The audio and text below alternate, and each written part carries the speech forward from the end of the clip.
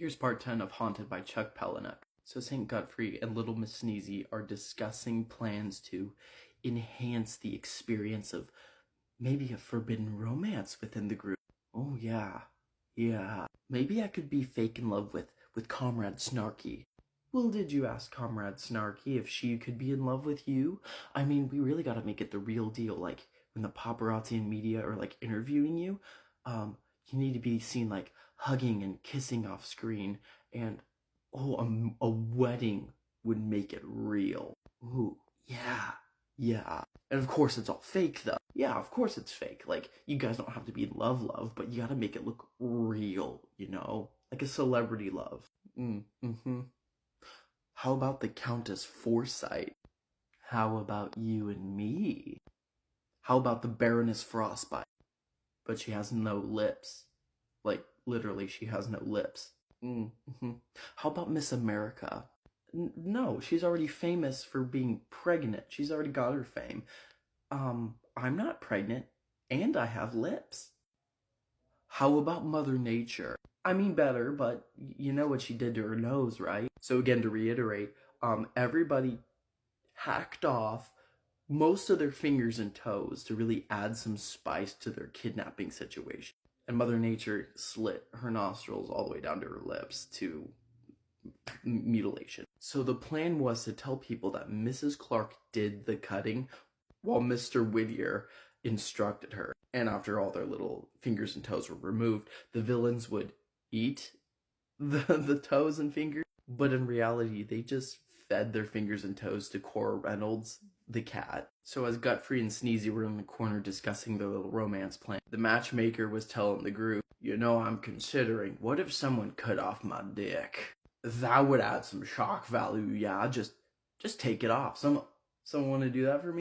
Everyone just avoided gaze like, oh god, that's a little far, my god. So the narrator said, if the matchmaker happens to die from blood loss if we remove that piece of him, the royalty money of our survival will be split 15 ways.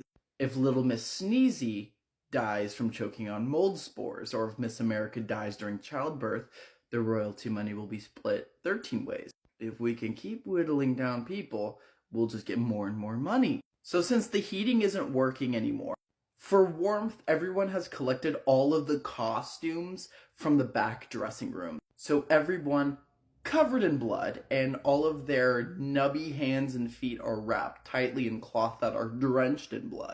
They're all wearing very dapper and dashing powdered wigs and like petticoats and like period pieces from some of the performances in the theater, mainly operas and stuff. So you can imagine what their costumes look like. And it just gets more and more insane as St. Godfrey kneels before Mother Nature, producing the giant diamond ring stolen from Lady Bag Lady's body. You know, the diamond is made from her husband's cremated remains, and like fake proposes to Mother Nature. Will you be fake in love with me for the rest of your life? He says, you know, holding up the ring with whatever remaining fingers he has. Oh my god. Oh, yes! She says as she's like spraying blood and scabs everywhere with her slit face. Everyone cheers. Ah. And now the backstory of Director Denial, as I show you pictures of the Australia Zoo. So Director Denial works at a police department. The story opens up talking about how annually everyone has to do a CPR course, and that the main CPR dummy doll that they use is called a Breather Betty. The Breather Betty doll was created to look like an actual drowning victim. A nameless girl, I believe she was Polish, of European descent. And the Breather Betty doll had this, you know, very flowy blonde wig with these blue lips. Her features were really like outdone and made to look realistic. All of the CPR dummies I've ever practiced on have an uncanny valley representation to them. And I don't know what's more unsettling, practicing on one that looks real or the ones I'm used to. Here's a warning, I'm going to be showing a bunch of reptiles, so if you don't like snakes, I'd look away right now. Oh, look at the little puppy. So the Breather Betty doll is realistically modeled after a deceased 16-year-old girl. Young. So Director Denial and a bunch of the detectives from her unit go into this classroom to practice CPR. Some people begin to work on one of the dolls, and a horrendous liquid and smell comes from it as one of the detectives is mouth to mouth with the doll. So after a hearty moment of panic and like, oh God, what is that? The director of the unit is like, can someone get me one of the sex crimes kit with gloves, and we need cleaning supplies. Someone had been using this doll. In fact, not just one person, but over the course of 6 months, 12 to 15 detectives have been secretly using this doll for pleasure. And that's what kicks off this story. So fair warning, this backstory does involve the concept of children and child abuse. So director Denial's real name is Cora Reynolds. So no one had an issue with Cora. She had a really good reputation around the office. And after this incident with the Breather Betty doll happened, the unit had trusted her to keep the key to this hefty lock they put on the door. So no one is allowed to go into this training room, which doesn't have any cameras around. They gave the key to Cora Reynolds to make sure no one can get in that room. This room had a bunch of like office supplies and everything, so if someone needed something out of that room, they had to come to her to get the key to have access to the room. So now no one can sneak in that room and abuse those dolls. They were gonna throw out the Breather Betty doll, but Cora felt bad for it, so she took it home, cleaned her up, gave her a fresh new wig, put her makeup on, gave her a red dress, and like had her in the home with her. Internally, Cora gave this doll a whole personality and felt sorrow for it, felt some sort of connection. She added a bit of humanity to the doll and wanted to give it like a good, calm life.